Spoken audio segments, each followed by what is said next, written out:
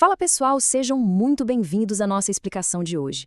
Imagina só, como é que uma sementinha, daquelas bem pequenas, plantada lá no meio do nada, se conecta com as cidades gigantes e super movimentadas onde a maioria de nós vive. É exatamente isso que a gente vai explorar agora. Vamos descobrir como o mundo rural e o ambiente urbano estão literalmente ligados de um jeito que a gente nem sempre percebe no dia a dia. E para entender toda essa conexão, o nosso roteiro vai passar por 5 paradas bem diretas. Primeiro, a gente vai ver o que foi a Revolução Verde. Depois, os impactos dessa modernização. Em terceiro, a cadeia do agronegócio. O quarto ponto foca nas empresas transnacionais. E, para fechar, a industrialização e o êxodo rural. Bora lá? Então, começando com o nosso ponto número 1, a Revolução Verde, que marca o início da modernização.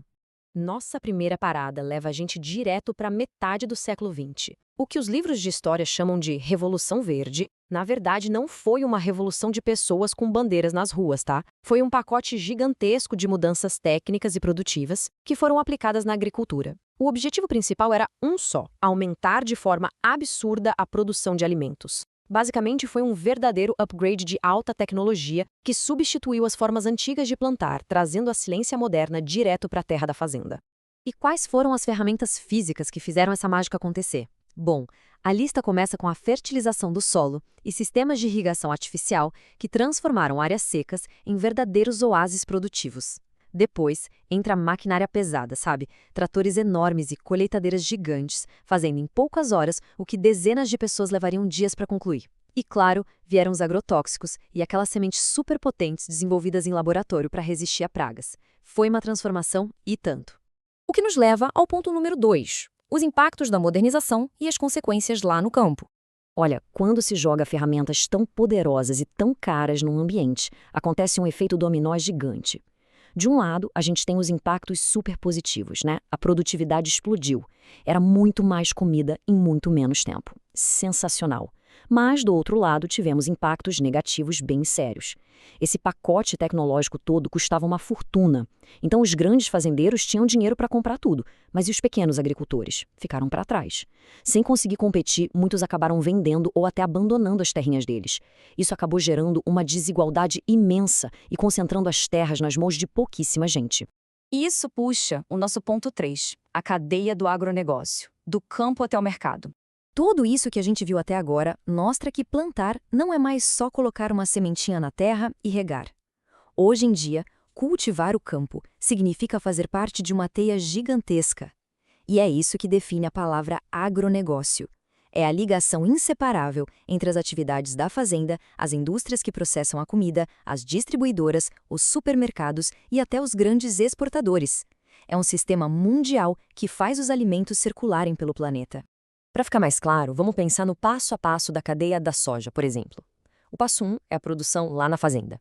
O passo 2 começa logo que a soja sai da terra. Ela vai precisar de caminhões enormes e silos gigantes para ser armazenada. No passo 3, entra a indústria. Essa soja entra numa fábrica e é transformada em óleo de cozinha ou ração para animais. E por fim, o passo 4, a venda no varejo da nossa cidade ou o envio dessa soja em navios cargueiros lá para o outro lado do mundo. Viu só? A fazenda liga na estrada, que liga na fábrica, que vai parar lá no porto.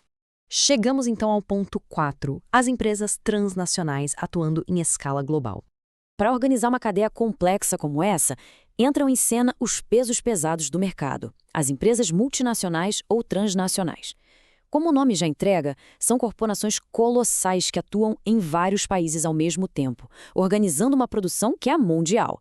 Imagina que uma empresa dessas pode criar sementes no laboratório na Europa, fabricar os tratores na Ásia e controlar a venda do alimento embalado no supermercado da sua esquina. É um mundo inteiro sendo gerido por elas. E, finalmente, nosso ponto 5, industrialização e êxodo, a formação das cidades. Agora a gente chega no clímax da nossa história. Como é que essa tecnologia toda lá das fazendas ajudou a construir as cidades que a gente vive? A resposta está num imã chamado industrialização. O crescimento das indústrias significava mais fábricas, e essas fábricas precisavam de uma quantidade imensa de pessoas para trabalhar. A industrialização atraiu trabalhadores de todos os cantos e impulsionou diretamente a urbanização, que nada mais é do que o crescimento acelerado e o inchaço das cidades. Mas de onde vinham esses trabalhadores todos? É aqui que a gente conecta os pontos com um fenômeno chamado êxodo rural. Lembra que as máquinas da Revolução Verde passaram a fazer o trabalho pesado?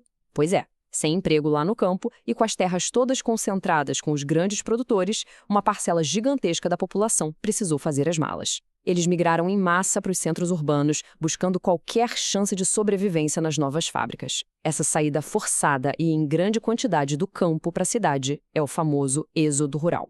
Isso tudo traz a gente para a grande questão de hoje. A gente viu a Revolução Verde trazer a tecnologia, o agronegócio ligar a roça com a indústria e o êxodo rural encher as cidades de pessoas. Ou seja, o campo e a cidade estão 100% conectados.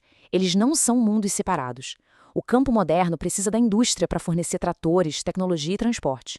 E, ao mesmo tempo, as nossas cidades de concreto dependem totalmente da produção rural para encher as prateleiras dos supermercados. Simplesmente, um não existe sem o outro. E para encerrar o nosso papo, eu quero deixar uma provocação para vocês pensarem. Se é exatamente essa tecnologia no campo que permite alimentar as gigantescas cidades de hoje, como é que a gente pode garantir que no futuro os frutos de toda essa inovação beneficiem todo mundo e não gerem apenas mais desigualdade? É uma questão fundamental para a gente pensar, né? Um enorme agradecimento a todos que acompanharam a nossa explicação de hoje. Continuem curiosos, questionando o mundo ao redor de vocês e até a próxima.